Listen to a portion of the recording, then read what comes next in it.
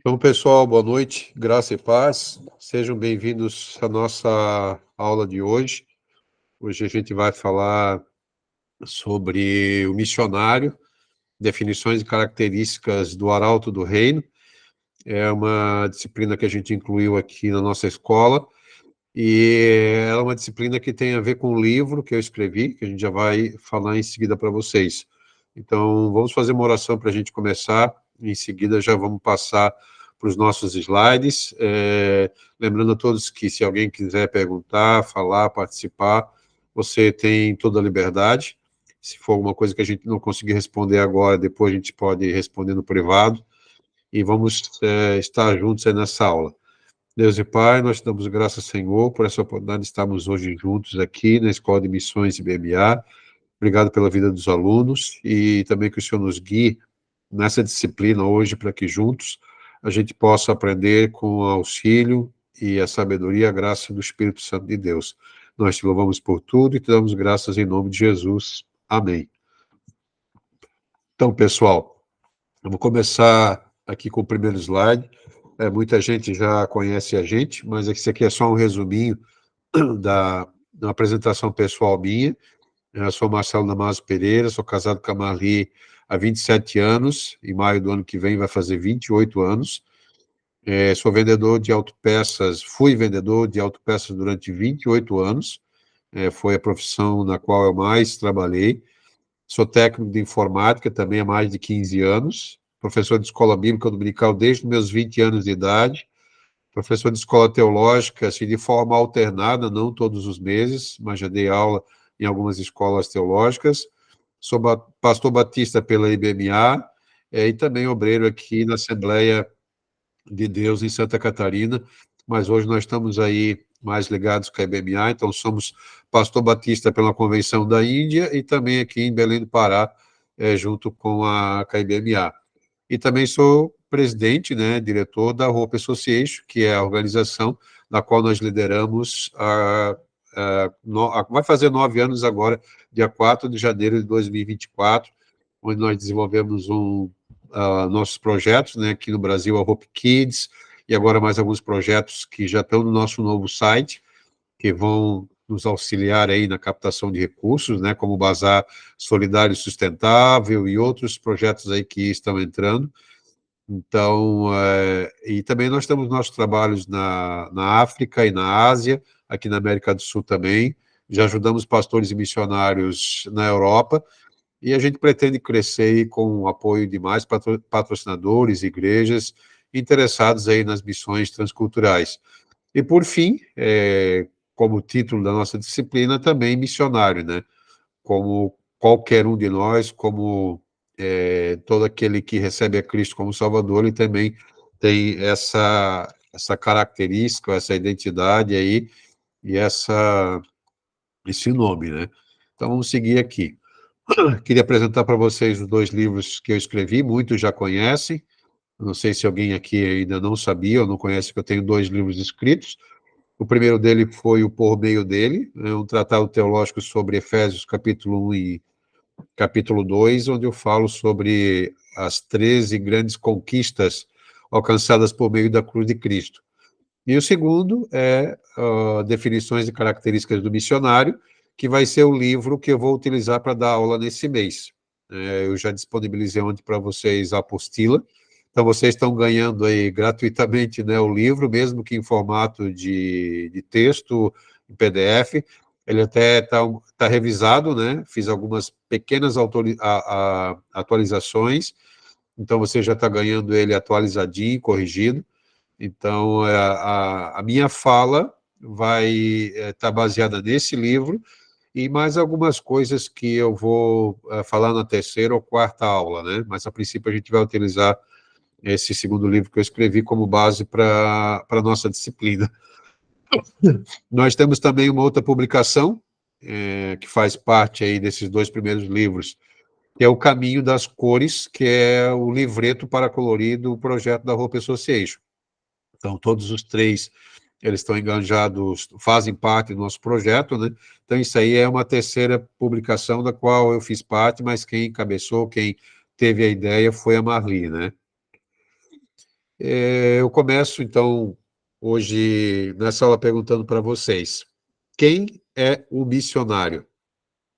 É essa pergunta que a gente vai tentar responder hoje e nas próximas 3 aulas. Alguém gostaria de dar uma palavra? Vamos dar aqui um espaço para que um aluno fale sobre quem é o missionário, na sua opinião. Um aluno agora.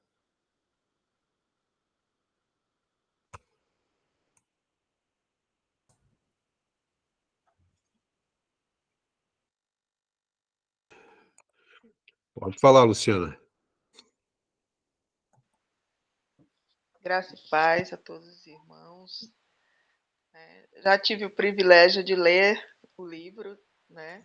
Eu tenho o livro do pastor Marcelo. E nós temos como esse agente, né, do reino, que é o missionário, como aquele que tem a chamada um pouco mais específica, né? De estar sendo alguém que vai ser, usando as palavras, spoiler, as palavras do livro, vai ser uma xerox, né, de Cristo. Ele vai estar reproduzir a imagem de Cristo. E não só a imagem, mas a própria personalidade, a própria missão do Cristo sendo reproduzida através da vida dele, né? Sendo repassada através da vida dele. Então, assim, o missionário, ele é, né, antes de tudo, alguém que tem esse compromisso de estar sendo, né, de estar levando a imagem e a mensagem do Cristo, né, independente de qualquer outra coisa, de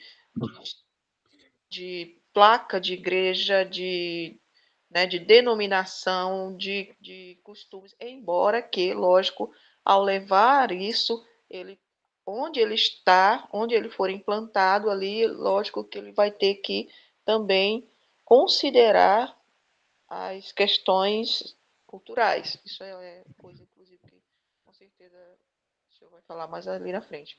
Mas, assim, minha humilde participação é essa. Tá certo, então, Luciano, obrigado. Eu queria lembrar vocês que nós já tivemos, eu não sei se vocês já perceberam, já colocaram na ponta do lápis, nós já tivemos 10 disciplinas nesses 6 meses de escola EAD, da Escola de Missões IBMA. Esse mês completa 10 disciplinas. Então, nós já falamos que o missionário, agora falando de serviço, de atuações dele, né? Ele é o missionário e a comunicação, lembra da disciplina, né? É da Prof. Jaque, o missionário é aquele que se comunica, precisa se comunicar. Missionário é aquele que tem um bom controle financeiro, né? Nós aprendemos com o pastor Adriano. É alguém que pensa e também procura trabalhar dentro das questões de inclusão social, por exemplo, como os surdos e outros grupos das quais a professora Cilei falou. O missionário, falando da parte de serviço, não da pessoa dele, não da característica das quais a gente vai falar hoje, ele também é um formador de libertadores. Ele trabalha na assistência social e nas missões, né, professora Ana e professora Sueli. O missionário é aquele que precisa ter uma saúde mental adequada para poder trabalhar, né? O missionário é alguém, pegando a aula do professor Tiago, é alguém que tem embasamento teológico adequado. A aula do professor Denilson, o missionário é aquele que que é um bom líder, né? Falando dos princípios de liderança cristã. Professora Márcia, o missionário é aquele que tem uma cosmovisão bíblica, né, e trabalha no discipulado, evangelismo, na plantação de igrejas. Isso vamos falar, essas coisas que a gente enquadrou agora aqui, os missionários, vamos falar assim com a parte de serviço, parte ministerial, e várias outras questões. A gente ainda vai falar sobre arte e as missões, vamos falar sobre empreendedorismo e missões, missões urbanas, vamos lembrar um pouquinho da aula de missões transculturais, de pacto de cooperação missionária, e vamos ter também a disciplina de tradução bíblica. Então, dentro de todos esses contextos, em todas dessas disciplinas, o missionário está ali enquadrado, no caso, né? Mas vamos falar assim, biblicamente falando, teologicamente falando, para definir a pessoa do missionário, né? Quem é o missionário? No meu livro, no primeiro capítulo, eu apresento sobre a minha visão, né, sobre o que ele é, e eu faço isso começando uma apresentação sobre o termo eclésia, né? O Tiago falou um pouco sobre esse termo na disciplina de doutrinas bíblicas, e eu gostaria de trabalhar só um pouquinho esse texto, porque eu quero que vocês entendam, a partir dessa definição, a partir dessa introdução, quem é o missionário, a primeira característica e definição do missionário segundo uma visão bíblica teológica, né?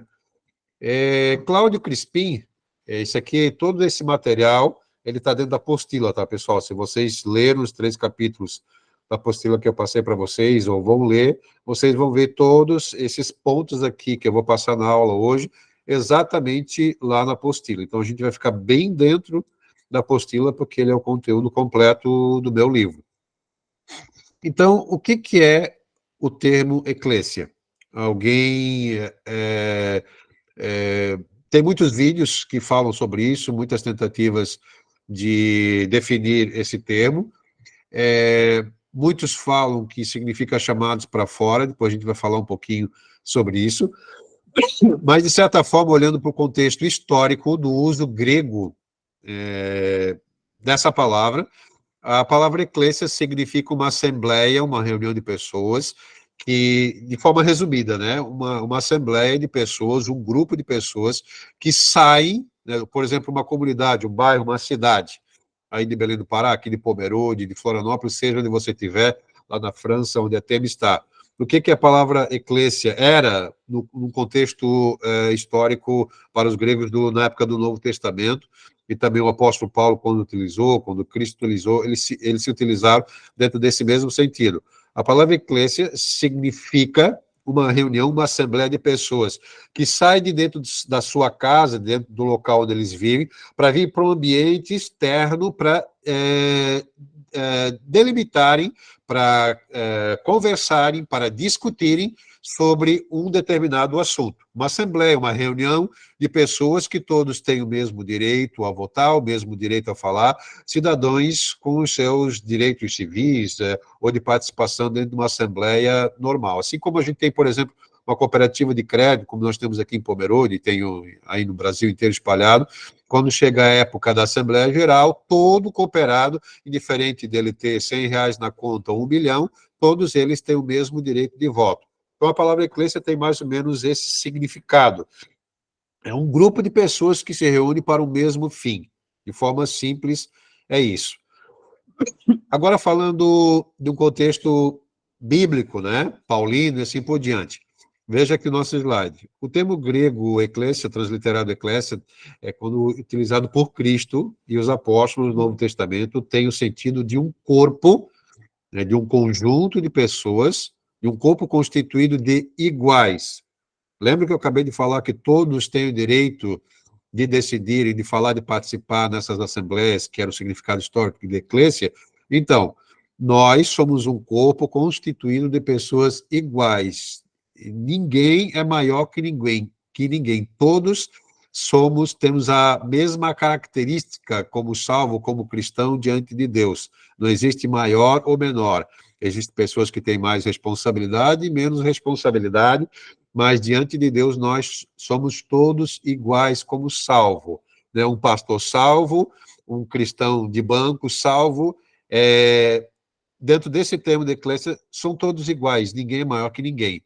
Então, o que se buscou destacar com o uso do termo eclésia é a igualdade, pois, como Paulo escreveu em 1 Coríntios 12:13, não há diferença entre os membros do corpo de Cristo, pois todos nós fomos batizados em um espírito, formando um corpo, quer judeus, quer gregos, quer servos, quer livres, e todos temos bebido de um mesmo espírito.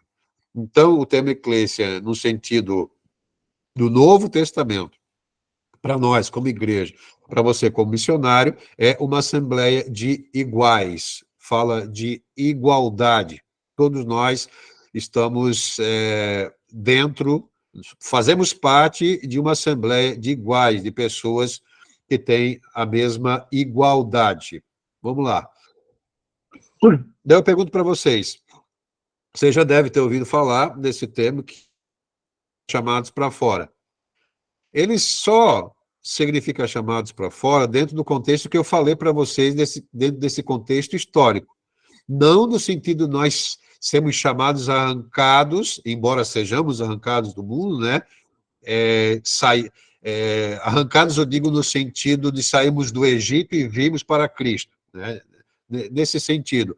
Mas a igreja, nós não somos chamados para fora, no sentido como se prega hoje aí, como se quer dizer, né? A igreja é chamada para fora para ficar um grupo isolado, que ficou dentro de quatro paredes, que discute, né, que faz a sua assembleia, seu culto, adora a Deus, mas não pode se misturar com o mundo, ou não quer se misturar com o mundo porque é muito santa, né? Não é nesse sentido que isso significa esse termo. Nós, de certa forma, não somos chamados para fora, e você vai entender isso agora. A Igreja de Cristo não se trata de chamados para fora do mundo, pois apesar de os cristãos não pertencerem ao mundo, Jesus rogou ao Pai, né? Apesar dos cristãos não pertencerem ao mundo, Jesus rogou ao Pai para que não tirasse os seus seguidores do mundo. Não peço que os tire do mundo, mas que os livre do mal. Não sou do mundo, como eu do mundo não sou. Olha só, olha o próximo slide. A igreja não se trata de pessoas chamadas para fora da lei ou do pecado, por exemplo, né? Pois a Bíblia é clara ao demonstrar que todos que estão retidos pelo pecado e pela lei precisam morrer. Isso é o que o Novo Testamento fala, Paulo ensina isso muito claramente em sua carta aos Romanos. A igreja não é constituída de pessoas chamadas do pecado. Antes é constituída de pessoas que morreram para o pecado e para a lei. A igreja é constituída de pessoas que ressurgiram com Cristo, tornando-se nova criatura. Olha o que Paulo escreveu aos Romanos, capítulo 6, versículo 2. Nós que estamos mortos para o pecado, como ainda viveremos nele? Certo? Mas agora temos sido libertados da lei, tendo morrido para aquilo que antes estávamos retidos, para que servamos em novidade de espírito e não na velhice da letra. Se alguém diz que chamados para fora, né, o eclésia significa isso, chamados para fora de quê? Do pecado, do mundo, da lei? Não. Cristo disse, rogou o Pai, orou ele, dizendo, não peço que os tire do mundo, mas que os livre do mal, certo? O próximo slide vai nos ajudar mais um pouco ainda a entender isso. A igreja não é composta de chamados de pessoa dentre a morte, por exemplo. Antes, como o salário do pecado é morte, cada cristão, para ser justificado do pecado, precisou morrer com Cristo. Porque aquele que está morto está justificado do pecado. Vocês lembram da carta de Paulo aos Coríntios, no capítulo 15, versículo 36?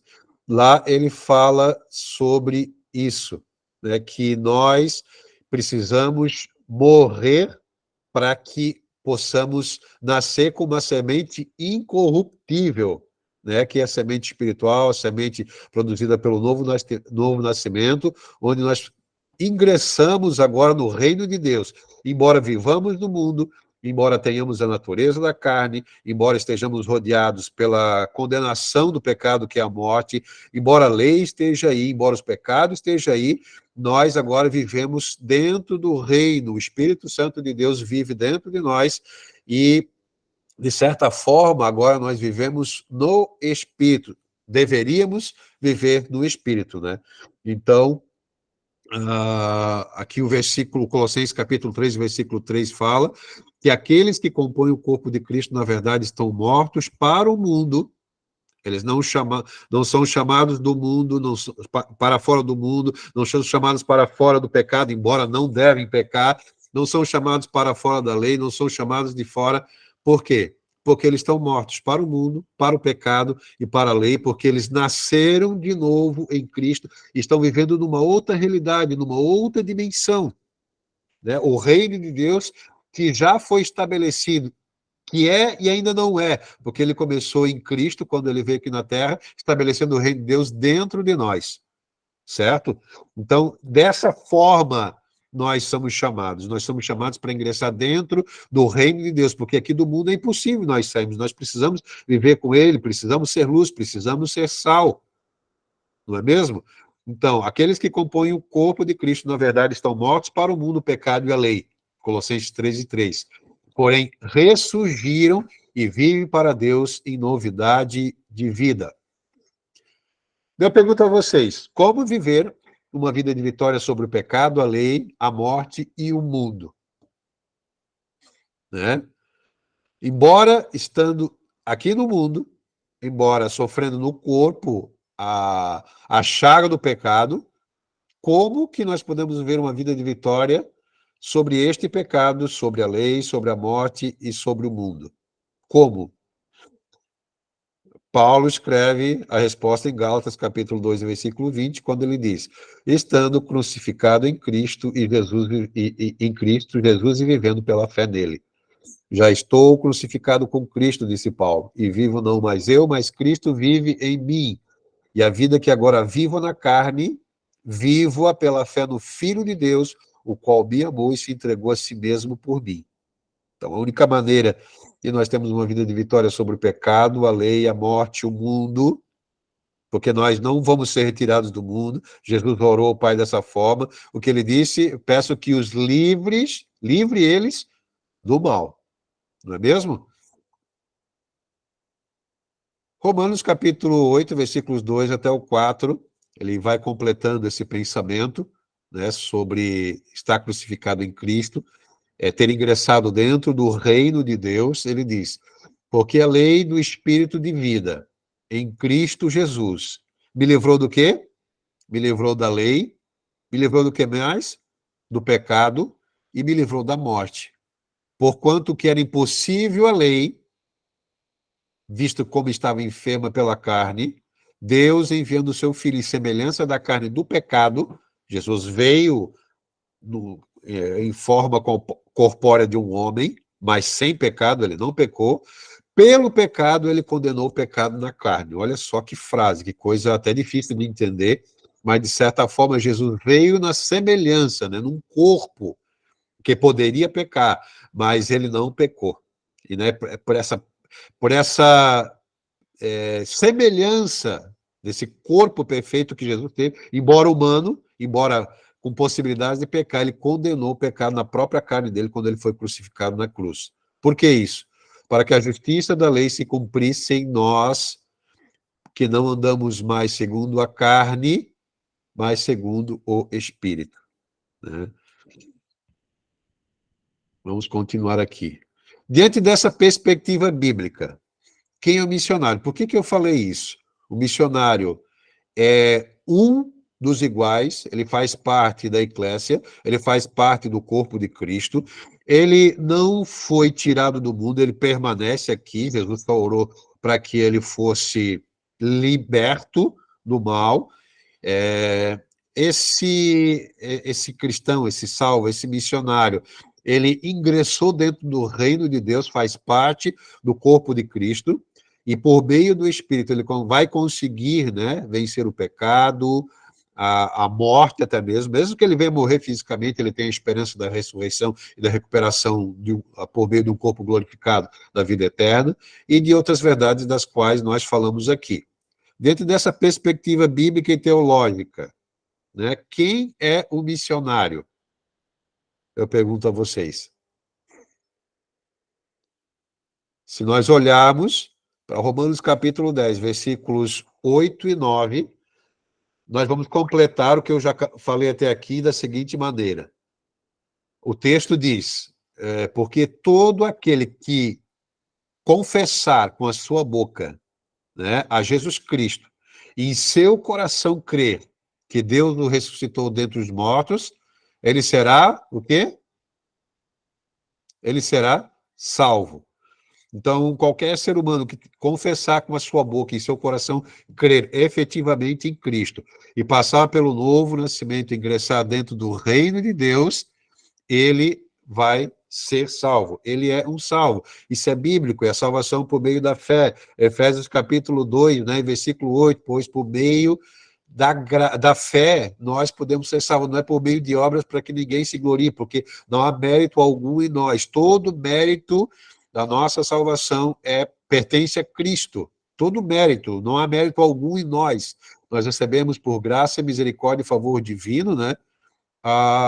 Por meio da sua graça, nós recebemos a salvação. Não há nenhum mérito pessoal, nós não precisamos fazer nada por meio das obras para merecer, né, ou pagar a nossa salvação. É totalmente, exclusivamente por meio da fé. Então, baseado em tudo que a gente falou, e mais Romanos capítulo 10, versículos 8 e 9, né?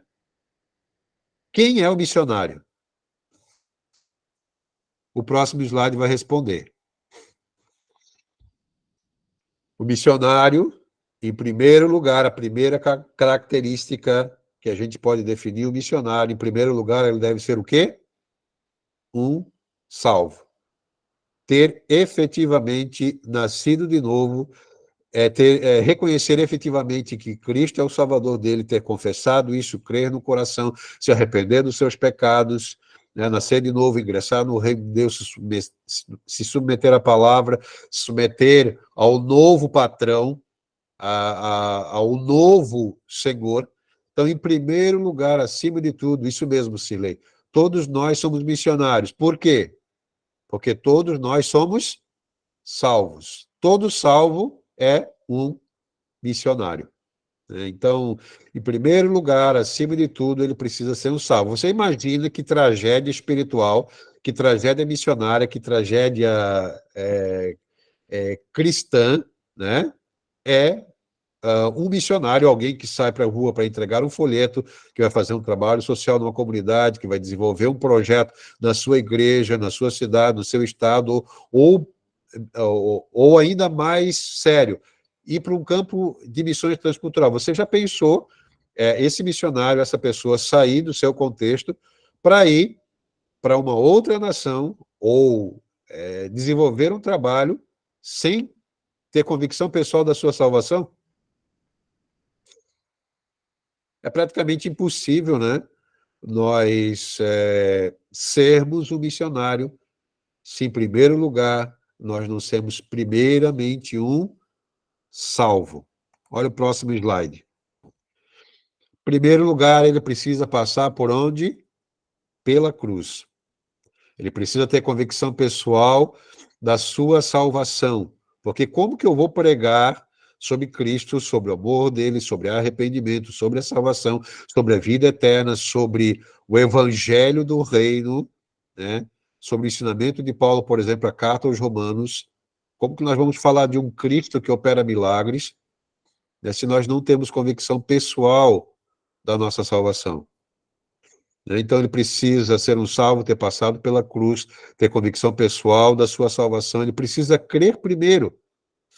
Como a gente vai levar como missionário, vai levar alguém a crer, se primeiro ele não crer?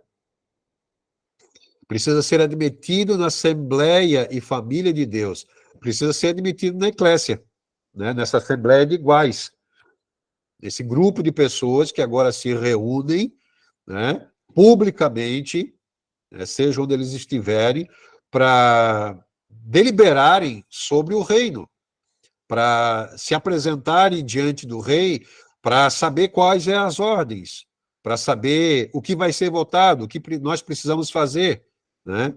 Então, de certa forma, nós precisamos, como salvos, ser admitidos na Assembleia e Família de Deus, e também se submeter integralmente ao Senhor, aquele que ingressa na Assembleia e Família de Deus, aquele que é um salvo, aquele que nasceu de novo, ele precisa saber que há um rei neste reino. E este rei, como que um general, ele dá as ordens, ele apresenta o que deve ser feito. E não há da nossa parte o questionamento, porque assim, porque tem que fazer dessa ou daquela forma. Não, é o rei que determina, é o Senhor quem determina. Então, o missionário salvo é alguém que também se submete integralmente ao seu Senhor.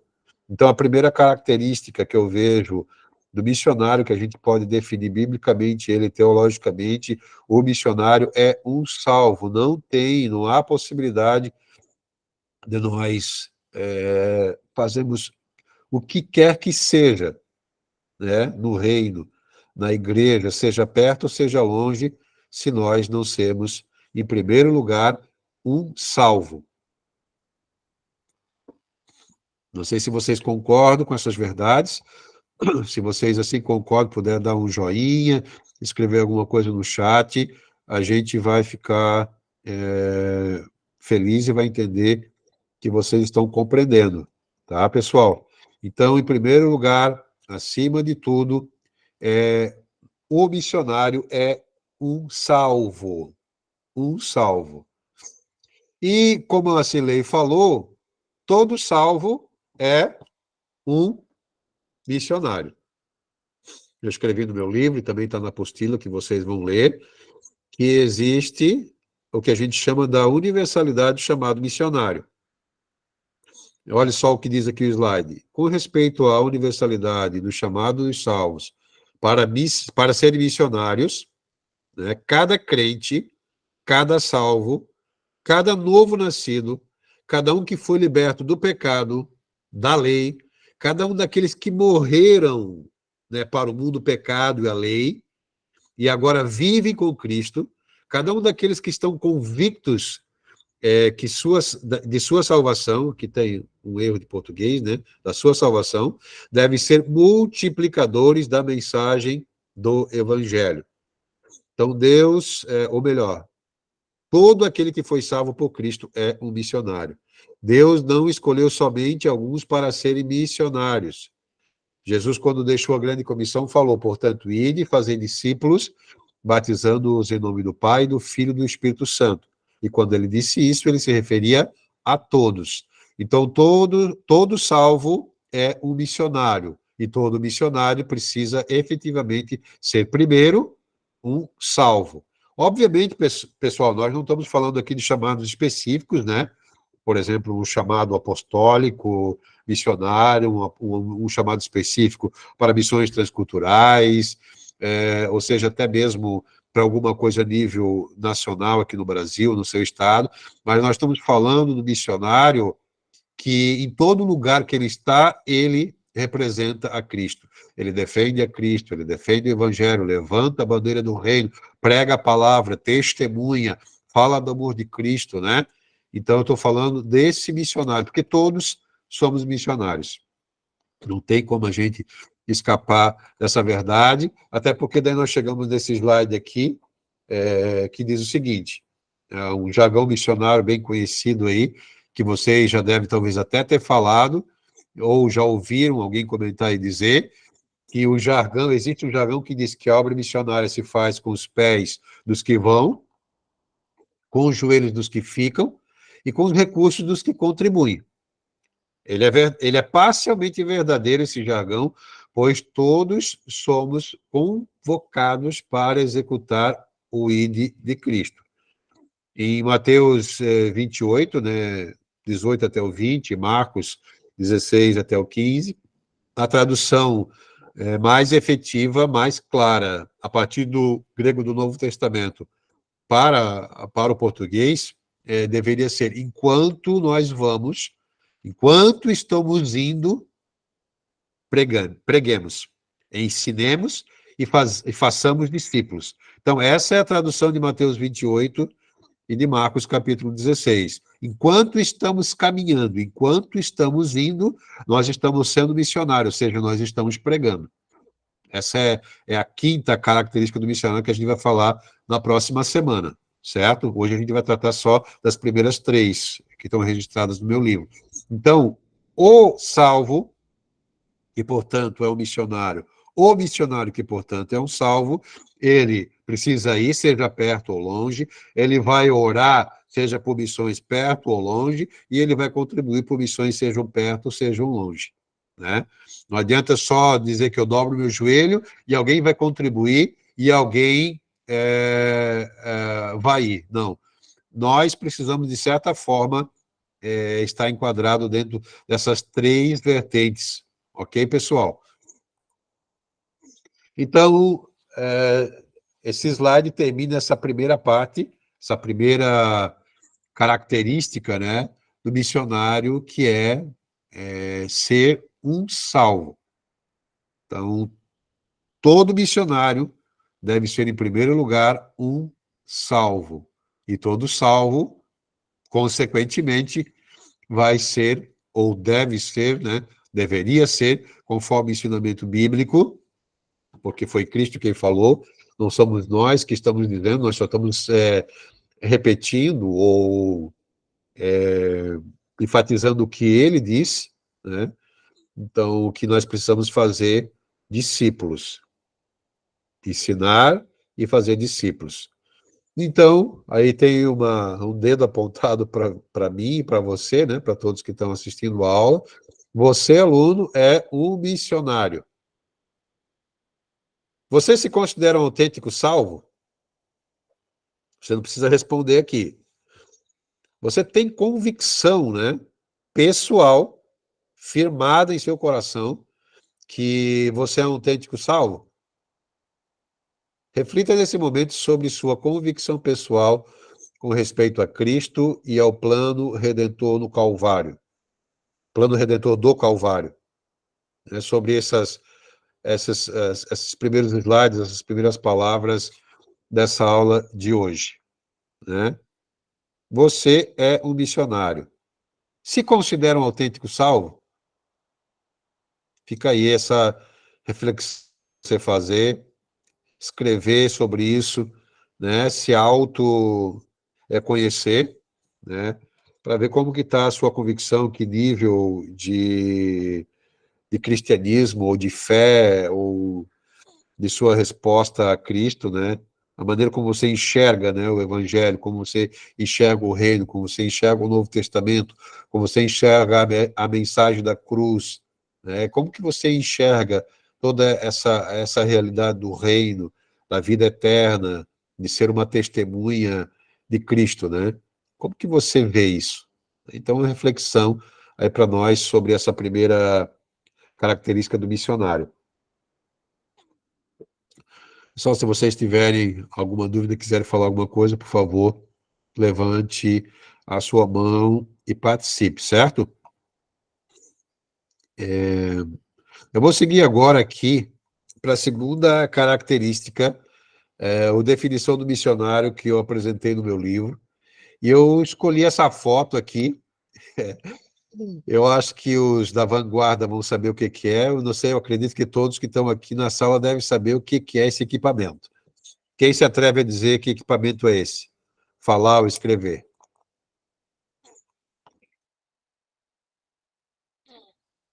Pode Não é participar. aquele negócio que tinha que colocar álcool, esqueci o nome, não é? Esse Que mesmo. as provas, né, era feita aí, né? Não lembro o nome disso, mas eu lembro que é da minha época. Olha, o professor Nil já escreveu, né? Essa imagem aí é do mimeógrafo. No meu primário, né? Quando eu estava aprendendo a ler e escrever os primeiros textos, as primeiras tarefas, as primeiras provas. Esse aí é o mimeógrafo. Nós recebíamos da professora para fazer as provas, os testes, e tinha aquele cheirinho de álcool que era uma delícia, né? Até hoje eu gosto de álcool por causa do mimeógrafo. É um cheirinho maravilhoso, certo? Eu podia ter colocado aqui o scanner hoje, podia ter botado o celular, nós poderíamos ter botado uma série de equipamentos aqui atuais que representam, que poderiam ser utilizados para a gente fazer uma cópia, né? Ou um xerox, por exemplo, você vai pegar uma impressora, você vai colocar lá uma imagem, um diagrama, um texto, e você vai clicar em copiar, né? Para que você tenha uma cópia exata. Então, o bibliógrafo, ele vai representar hoje aqui na nossa aula a segunda característica do missionário, que vocês já vão entender daqui a pouco, certo? A gente já vai chegar lá. Eu só queria utilizar essa imagem, né, para que vocês gravem na cabeça essa segunda característica do missionário, que está relacionada à xerox, né, a cópia, não é mesmo? Quem aqui imprimiu essa página de caligrafia? Todos imprimiram? Estão todos com a cópia aí na mão e uma caneta? A Johanna disse que sim, a Celei sim, o Madison sim, o Dil também, as outras duas pessoas que estão aqui na sala. Eu não consegui imprimir. Ok, ok. Mas depois, se conseguir imprimir ou utilizar, de repente, uma caneta digital aí, né, uma lousa digital, qual que é a atividade que vocês vão fazer agora? Nesse momento, vocês vão ter 1 ou 2 minutos para fazer isso. Claro, não vai dar para preencher toda essa página, mas vocês vão pegar só a primeira frase, ou melhor, a primeira palavra, certo? Que é hipogramon. Né? Ali está escrito exatamente, transliterado em grego, no caso, certo? Com a minha escrita, certo? O grego original é mais bonitinho, obviamente, né? Mas ali está escrito uma palavra chamada hipogramon. Eu quero que vocês, com esse papel que vocês têm na mão, tenham um espaço, né? Entre o hipogramon e a Escola de Missões IBMA e AD. Ali tem uma linha de caligrafia. O que eu quero que vocês façam agora, em 1 minuto, é copiar embaixo, na linha de baixo do hipogramon, exatamente como está ali, não usando a letra de vocês. Vocês vão tentar desenhar exatamente como está a minha letra, não com a letra de vocês. Veja se vocês conseguem.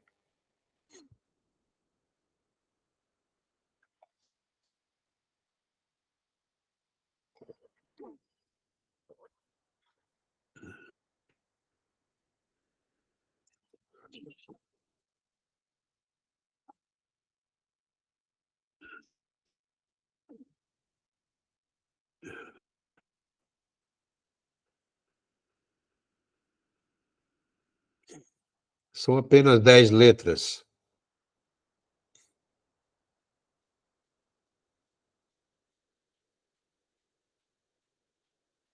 Alguém já conseguiu? A Celei já conseguiu.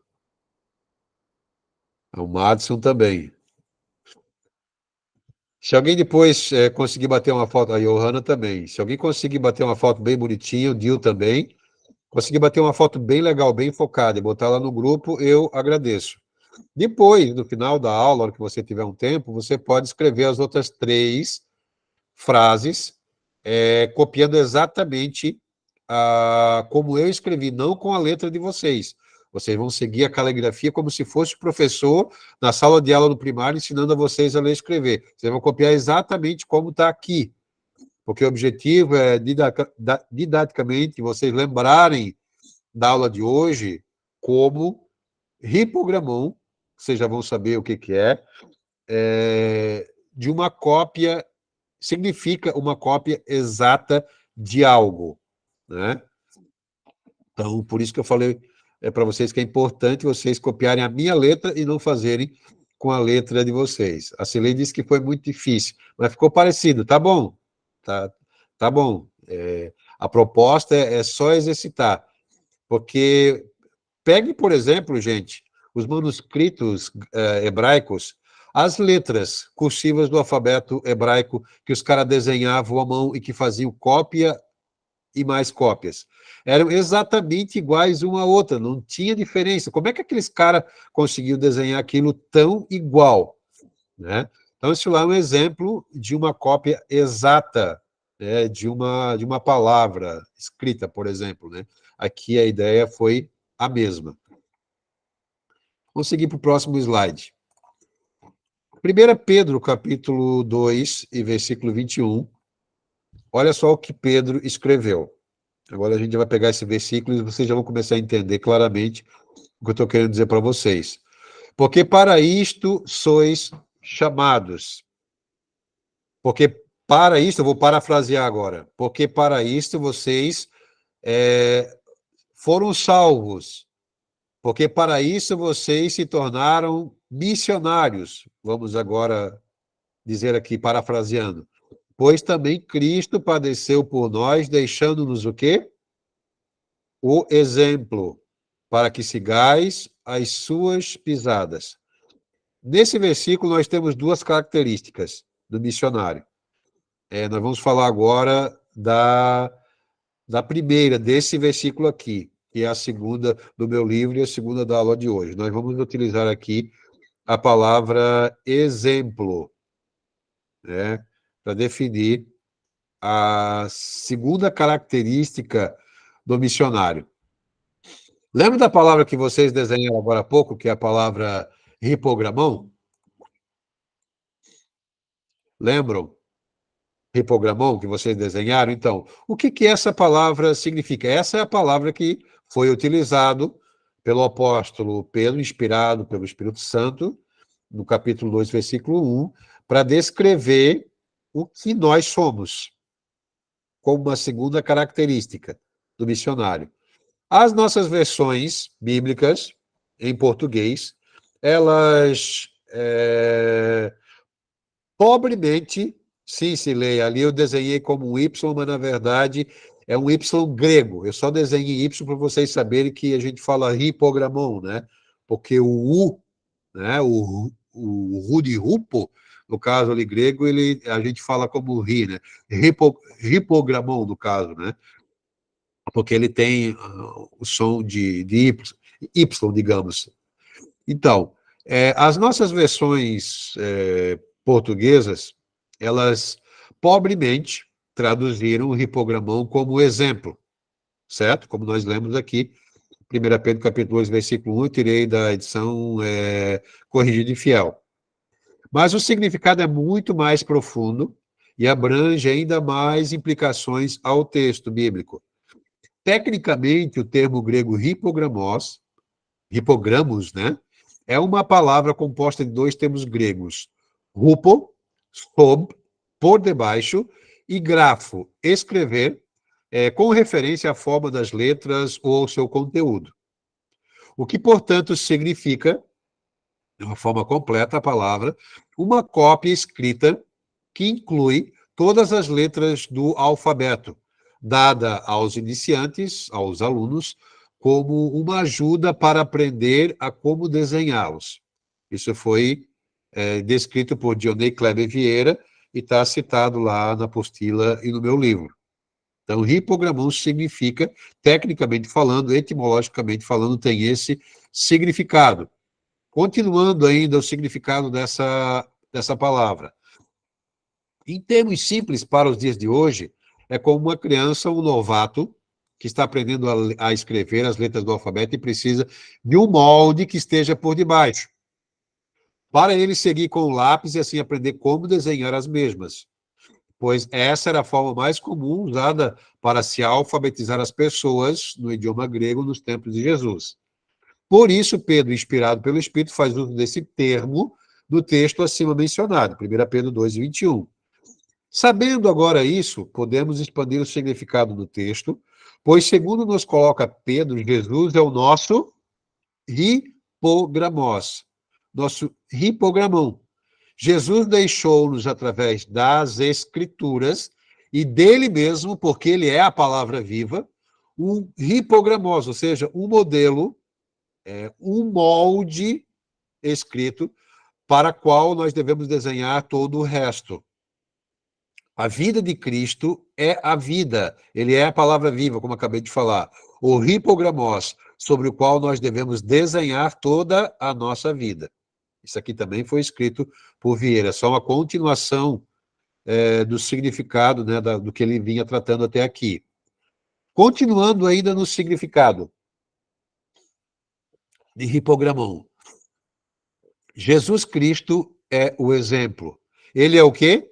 O molde que deve estar debaixo para que possamos desenhar sobre ele a nossa vida. Todos os aspectos da nossa existência devem ser delineados à risca pelo molde deixado pelo nosso mestre e professor.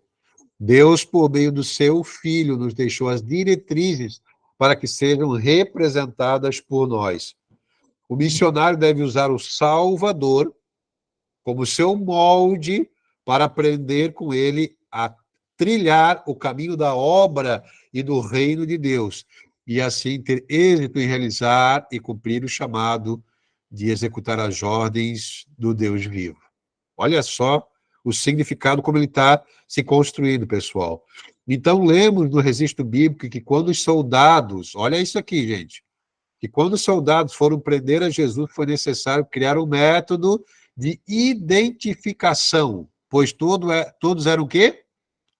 Todos eram eclésia, todos eram uma assembleia, todos eram iguais, todos eram parecidos, todos eram iguais ao mestre. Foram postos no molde chamado Cristo e ficaram o quê? Ficaram iguais. Trazendo para nós, né? Construindo essa segunda característica do missionário. E já falo aqui a primeira chave dessa primeira aula. Salvo. Primeira palavra-chave de hoje, salvo. Continuando aqui a construção do hipogramão. O missionário é como um aluno, um aprendiz, um discípulo que faz o quê? Que utiliza o molde chamado Jesus Cristo, as Escrituras, Cristo como palavra viva, e que copia, aprende e fala tudo que o seu mestre escreve, ensina ou diz. Então, esse é o missionário. É um aluno, um aprendiz, um discípulo que copia, aprende e fala, tomando o exemplo, o molde chamado Jesus Cristo. Então, percebam, gente, que a construção da definição de um missionário não passa por eu copiar um pastor, por eu copiar uma placa de igreja, por eu copiar ritos cerimoniais, por eu copiar uma maneira de servir, uma liturgia de culto, uma roupa, né? Uma igreja, tem igrejas que são mais tradicionais nessa questão. Não é nesse sentido que nós copiamos, que nós somos um xerox tirado do mimeógrafo. Não. No mimeógrafo espiritual, vamos assim dizer. Né? Não. O nosso molde é Cristo. O missionário, a segunda característica dele é ser uma cópia exata de Cristo. Ele vai utilizar esse molde chamado Jesus Cristo e sobre ele vai construir a sua identidade, a sua vida completa. Então, nos tempos bíblicos, o aluno, o discípulo, o aprendiz, passava todo o tempo possível com o seu professor, né? Rabino. E era tão intensa essa relação que se dizia que o aluno, o discípulo, né, o verdadeiro, era aquele que tinha sobre si o pó das sandálias do seu mestre e que desejava ardentemente, para não dizer desesperadamente, beber suas palavras, acatar seus ensinamentos, acatar suas ordens. Esse slide aqui está baseado no Pirkei Avot, é um termo hebraico que significa ética dos pais, que foi desenvolvida e escrita por muitos rabinos e tem na internet disponível. Eu acredito que eu disponibilizei ali no Google Classroom junto com a atividade que eu deixei ontem para vocês, com a apostila, com a indicação de 2 livros muito importantes, né, também. Então, esses rabinos, utilizando esse pensamento, essa ideia de nós sermos uma cópia exata de Cristo, né? Nós vamos, quem olhar para nós precisa enxergar o quê?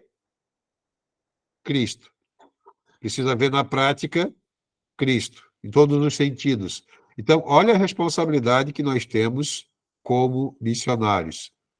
Sermos uma cópia exata de Cristo. Imagine nós estarmos tão próximos de Cristo, caminhando tão próximos dele, que nós vamos nos ajoelhar diante dele para ouvir os seus ensinamentos, para aprender com ele e ter sobre nós a poeira do Mestre sobre nós, sobre nossa vida, né? Vamos desejar ardentemente beber, né? Tem um significado para essa palavra, desses conselhos aqui do Pirkei Avot, que é impacientemente, ardentemente, desesperadamente beber suas palavras. Então, hipogramon, ser um bibliógrafo, ser um xerox, né? Exato de Cristo, é ser um hipogramon, é construir a sua identidade cristã missionária sobre o molde chamada Cristo Jesus. Pessoal, nós vamos fazer um intervalo de 10 minutos rápido, nós já vamos concluir essa nossa parte da cópia depois do intervalo. 10 minutinhos, a gente já volta, tá, pessoal?